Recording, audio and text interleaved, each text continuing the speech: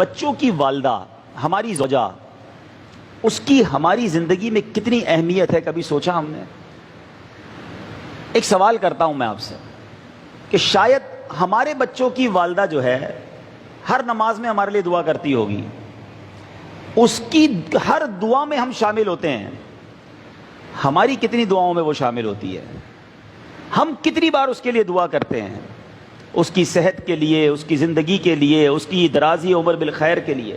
وہ تو اپنے سہاگ کے لیے، اپنے سرتاج کے لیے، اپنے شوہر کے لیے دعائیں کر رہی ہے، ہمارے کاروبار کے لیے دعا کرتی ہے، ہمارے پرابلمز دور ہو جائیں اس کے لیے دعا کرتی ہے۔ ہم اپنی، جس کو ہم وائف کہتے ہیں، زوجہ کہتے ہیں، اس کے لیے کتنی دعائیں کرتے ہیں؟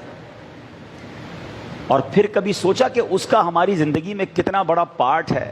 کبھی اکیلے میں بیٹھ کر اپنی شریک حیات کے بغیر اپنی زندگی کو ذرا دیکھیں، بالخصوص وہ لوگ جن کے بچے ہیں، 2 4 5 بچے اگر ہیں اور بچے بڑے ہیں، وہ فیملی جس طرح گھر کو سنبھال رہی ہے۔ ہم سفر پر جاتے ہیں، ہمیں پتہ چل جاتا ہے کہ ہمارے کپڑے کہاں ہوتے ہیں، ہمارا سامان کہاں ہوتا ہے، وہ بھی ساری تیاری وہ کر کے دیتی ہے، پھر بھی پریشان ہوتے ہیں۔ اگر وہ زندگی سے ہی چلی جائے تو کبھی سوچیں کہ ہماری زندگی کیسی ہو جائے گی؟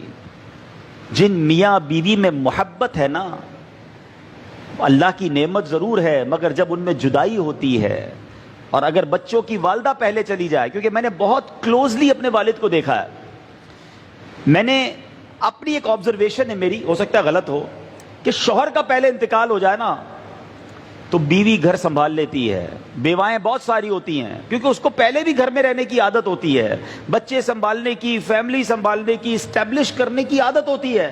شوہر پیسے بھی گھر سے باہر کافی عرصہ رہتا ہے، لیکن اگر زوجہ کا پہلے انتقال ہو جائے تو والد کا گھر سنبھالنا یہ بہت مشکل ہو جاتا ہے، اور وہ بہت تنہائی فیل کرتا ہے۔ تو میرے میٹھے اسلامی بھائیوں، اللہ کی اس نعمت کی قدر کیجئے۔ وہ لوگ جو بات بات پر اپنی بیوی کو تانے دیتے ہیں، گالیاں دیتے ہیں، غصہ کرتے ہیں، جو منہ میں آتا ہے وہ کہہ دیتے ہیں، اپنی زندگی میں اس کا رول سمجھو، وہ بھی اللہ کی بندی ہے، اس کا دل توڑ کر اگر وہی اللہ کی بارگاہ میں کھڑی ہو گئی تو مارے جائیں گے۔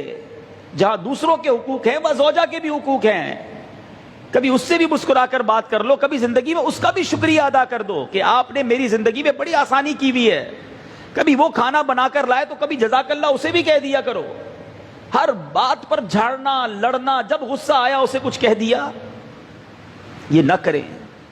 میں اللہ سے دعا کرتا ہوں کہ رب کریم جن کے جوڑے سلامت ہیں اس کو سلامت رکھے، انہیں جنت میں بھی ایسا اچھا جوڑا عطا فرمائے۔ اپنے بچوں کی، والدہ کی قدر کرنا سیکھو، ان کے لیے دعائیں کرو۔